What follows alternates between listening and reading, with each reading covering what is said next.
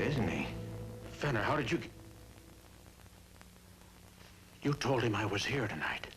Yes, Mr. Benson. Partner didn't want to believe me. He was just sitting down to dinner with his brother. But I'm a good bookkeeper, Mr. Benson. When I know someone's been juggling books the way you have, I'm very convincing. Now, Fenner, listen to me. Oh, I've got a family. I've got a reputation. Now, you listen to me for once. I got nothing. I don't want you to go to jail or to die. What good would that do me? You want money? Lots of money, Benson. How much is your life worth? Sure. Sure, we can make a deal. Now, I never came here, and you never saw me. Give you $10,000. Give you $50,000. I'm a good bookkeeper, Benson. Let's say 100,000. 100?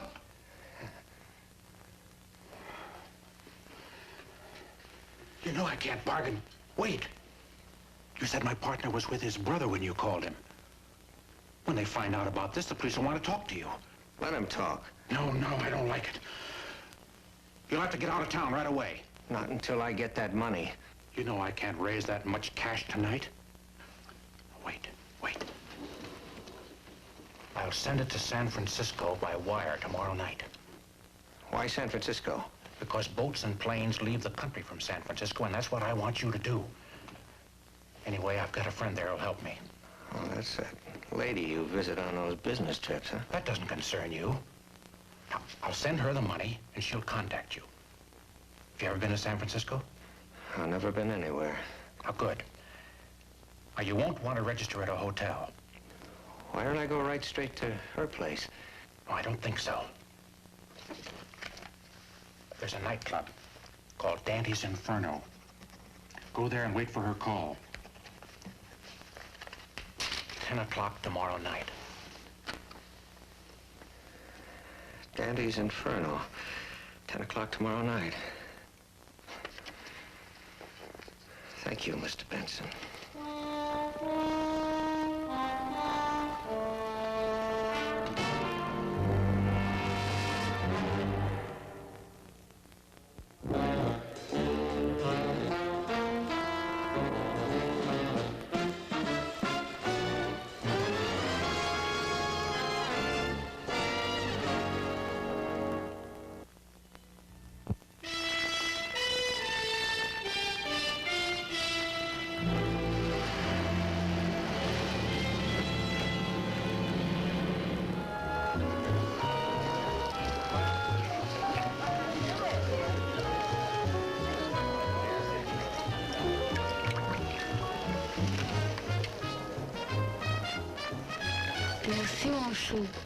Why am I your shoe?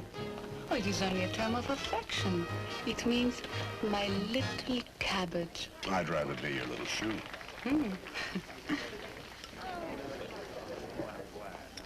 I'd like to thank you for creating a tiny corner of Paris for a lonely girl away from home. Mademoiselle makes the small joke. If I let you out of my sight, you'd be about as lonely as a cobra in a mongoose farm. How sweet you are. Oh, I can be spicy on occasion. This tiny corner, for example, has been fiendishly designed to lure you into a tender trap. Mr. Dante, you have a flair for making a girl feel absolutely defenseless. Well, it takes two to make a flare, I always say. You know where he is, and I want you to tell me. Please. You either know where he is or you're in it with him. I know he was here, so don't lie to me. Please, you're rumpling my lapels. Excuse me, mademoiselle. A pash has invaded our tiny corner. Who would know if he received a phone call here? I know everything, friend. Ask me. The floor show's lousy, but the food is good. This way out. Take your hands off me. You know, he keeps insisting we know something about a man named Fenner. Earl Fenner. You were supposed to meet someone here at 10 o'clock. Well, he was probably on time. You're about 20 minutes late, all of which is still none of our business. You must be Willie Dante. In person? Then maybe it is your business. I think Fenner was coming here to be paid off. Paid off not to testify about a murder he witnessed in Chicago. Who are you? Paul Horgan. The murdered man was my brother. I see. Oh, I'm sorry, Mr. Horgan, but there are all kinds of policemen here in San Francisco. Why don't you tell them? There are police in Chicago, too. Even if Fenner is picked up, they'll need proof to hold him. By that time, who knows where he'll run to. When I get my hands on Fenner, the police will have their proof.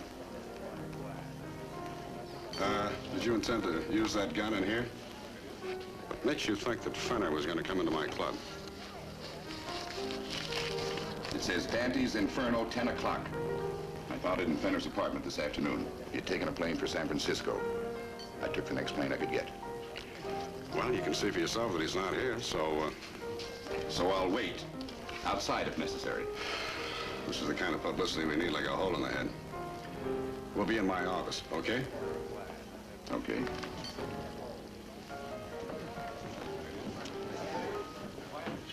Now, the name is Fenner. Earl Fenner. He took one of your jet flights out of Chicago late this afternoon. Flight 714. Flight 714. With the time difference, he should have arrived here at 8:30 tonight. Oh? Wyoming. Hold it. Plane had engine trouble, was forced down near Casper. Now, what about the passengers? I see. Fine, thank you very much. Fenner and his fellow passengers will be put on a plane that arrives here at about 8:30 in the morning. I'm very sorry, Mr. Dante. I guess I was just... Well, you were just wrong, Mr. Horgan, and frankly, I would have thrown you out. But I don't like people using my club for dirty payoffs and things like that. Come in. Hello, chérie? I can be kept waiting for another woman, c'est la vie. But for business, never. Business is over. I'd better be going. Thank you for your trouble. Do you want to leave that thing here with me until you start back to Chicago? No, I don't think so. Think again, otherwise I'll call the police before they call me and yell accessory. You don't leave me much choice. That's what I had in mind. What an ugly little thing. Hmm? Matthew, this... Oh, this is really a cigarette lighter if you're a good shot.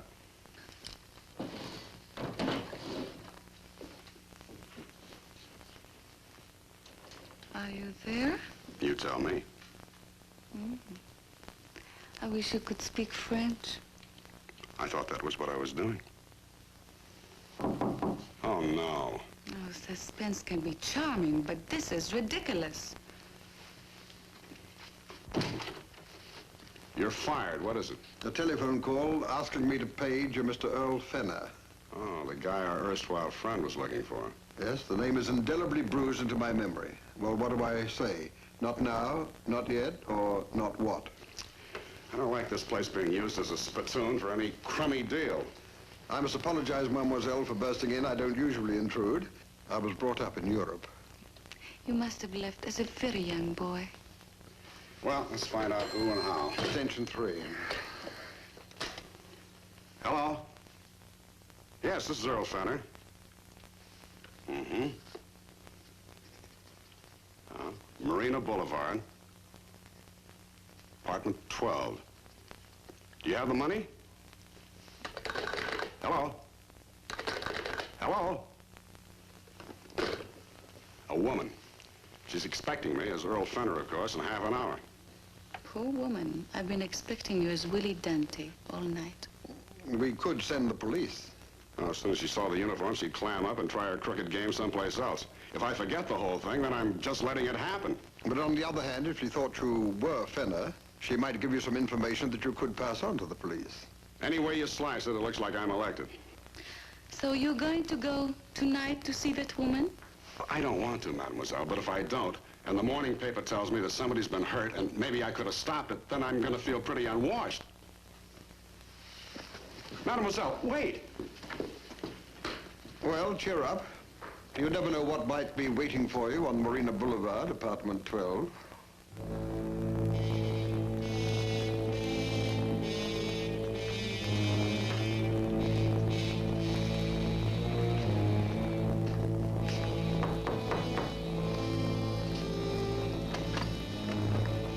Mr. Fenner? Mm-hmm. Won't you come in? Thank you. I'm Miss Crystal. No, you're not. And this isn't your apartment either. I know you meant that as a compliment. And I thank you by saying you're hardly what I expected in a bookkeeper. Well, you see, I flunked out of law school. Anyway, it's ex-bookkeeper now. Do you have the money? Of course. Won't you sit down?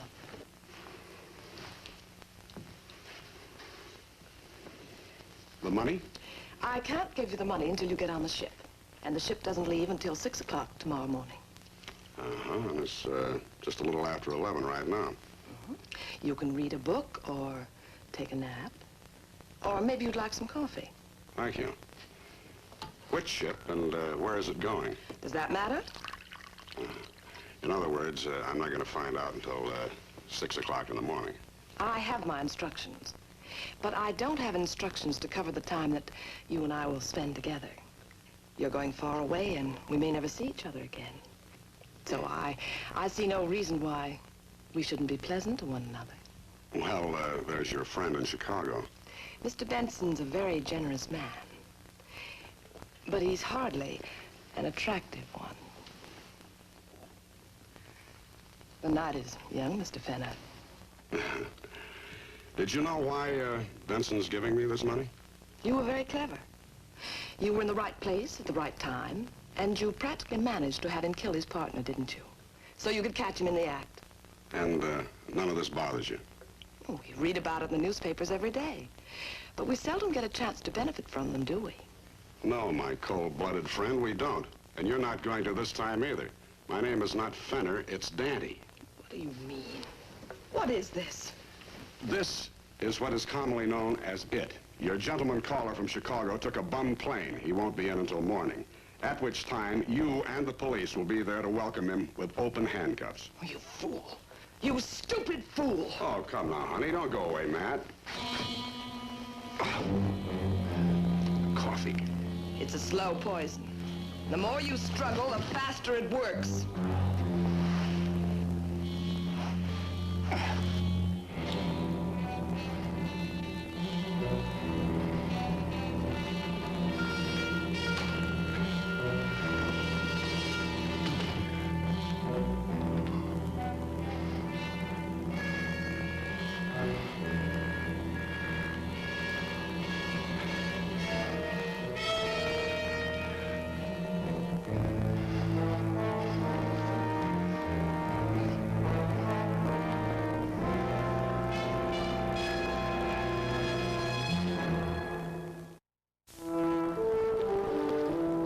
Willie?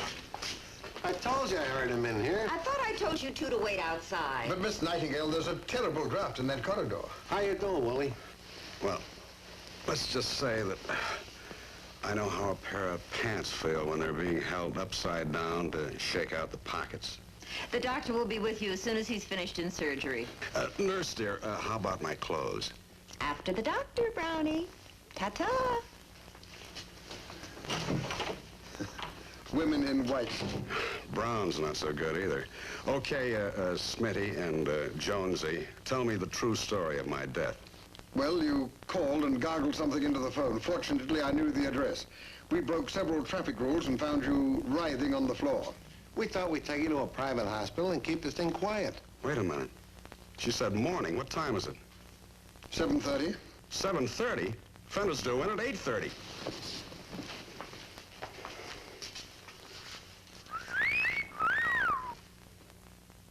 I see what you mean. Okay, I need a volunteer. Not me, Willie. Oh, no, Willie, please. Stu, you're the biggest. Take him off. All right. Biff, come here. You take me to the club and I'll change. Yeah, and then I'll have to come back here with Stu's clothes. Okay. Then you hightail it back to that apartment where you picked me up. Miss Poison doesn't live there, but see if you can find some kind of a lead on her.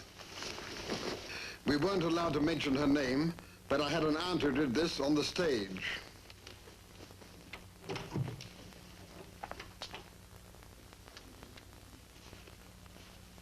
If I were to put a one-eyed jack on a two-eyed queen, would you tell?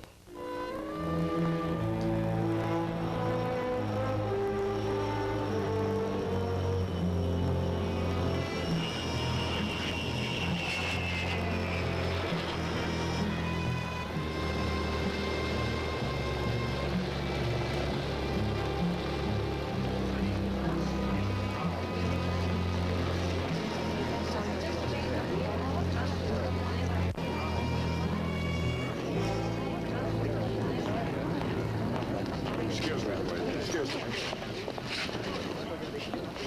It's all right, folks. He gets these spells all the time. Nothing to worry about. I'll just take him on home.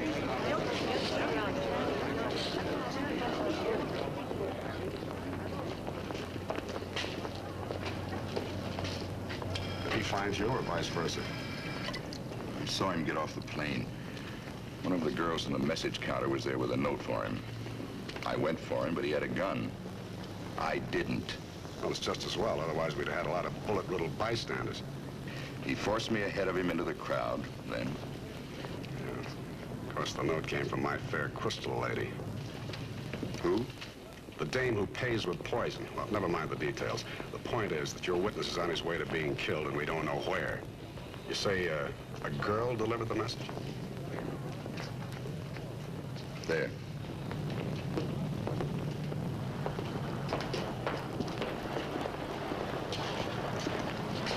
Pardon me, miss. Did you have a message for Earl Fenner? I just arrived on flight 714. Mr. Fenner? Yes, I believe I... Well, I gave you that message when you stepped off the plane. I'm afraid not. I realize you're very busy, but it's probably important. Well, I'm almost certain. Let's see. Yes, here's a carbon. I told you I gave you the message. All right, let's say you did, but may I have it again, please?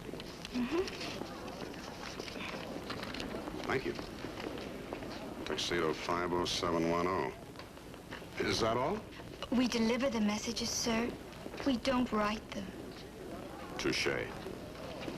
That's probably the number Fenner must call to contact that woman you spoke of. And I'll give you odds it's an unlisted number. There must be a way. That's what I always say, but I don't always mean it. There is a telephone call for Mr. Dante. Mr. Willie Dante, please. I'm Mr. Dante, may I? Hello? Did you have a call for Mr. Dante? I thought you said your name was Fenner. That's my maiden name. Hello? Biff? Yeah, fine. No, I don't care who the apartment belongs to. What about the lady in question? I had nothing to go on but that loaded coffee pot she left behind. There's a store label on the bottom. Did you check the store? Yeah, and I described the dame just like you told me to. And the guy remembered her. As though who wouldn't, you know what I mean, Willie? Biff, spare me the human comedy. Where does she live? She lives in an apartment house near the store, 1015 Green Street. But the storekeeper don't know which apartment. Not that he didn't try to find out. 1015 Green Street. Hold on. Well, we're trying to find the right apartment. Fenner will be taking his last swallow. Biff, take down this number. Tuxedo 50710. Tuxedo 50710, yeah? Give me about 20 minutes to get to Green Street, then start calling that number and keep calling it. You understand? No, I don't. But if you say so, Willie. I say so. Goodbye. Let's go. Yes, but in different directions. Me to Green Street, and you to call the police. If Fenner's with that woman, I want to get my hands on him. Breaking his neck isn't going to leave much of a witness. Now, look, if you're not going to call the police for your sake, do it for mine.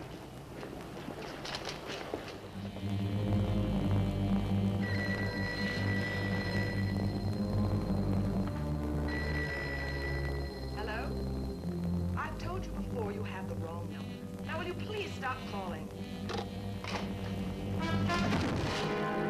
Fenner? What is this? Don't say anything. He tried to find out all about us last night. I not only tried, but I did. Would you like to hear about last night, Fenner? You stay right where you are. If this is some kind of trap, I'm warning you both. It's a trap, all right, hers. And if you've had any of that coffee, you better call a hospital because it's been poisoned. He's lying. It's a trick. Did she tell you all about the money and about how you'd get it when you got on the boat? Only there isn't any boat, Fenner, and maybe no money. How does he know about this? He's bluffing. Use that gun on him now, and let's get out of here before it's too late. You were witness to a murder in Chicago. She was to pay you off to forget it, pay you off for a man named Benson. How's the bluff so far?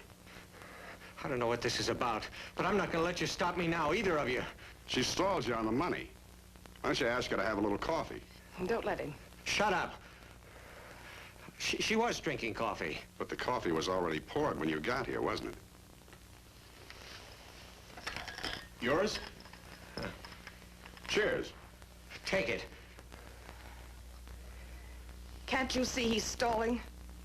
Drink it. Go on, I said drink it.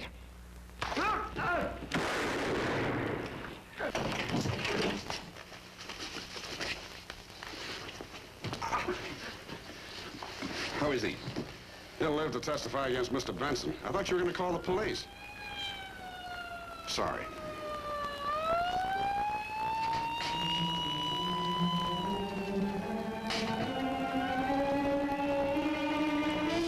Hold it! Phew! What's the matter? It's a long story, but if you come to the club tonight, I'll tell you all about it over a medically approved drink on the house.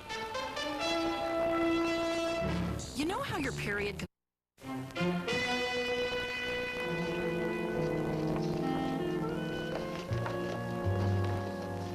You know, they came in the morning mail. It's odd that she sent no message with them. The messages eat your heart out. You want me to call her again at her hotel and see if she's in? No, she's out to me. Well, better to have loved and loused it up than never to have, Bonjour. May I have my pictures back now? Mademoiselle, if you'll just let me explain. There is no explanation for a man showing disinterest in a woman. Au revoir. Comme tu es belle, mademoiselle. That is French. Je t'aime.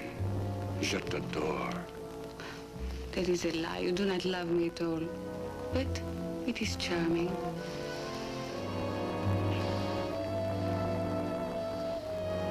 Au revoir, you all.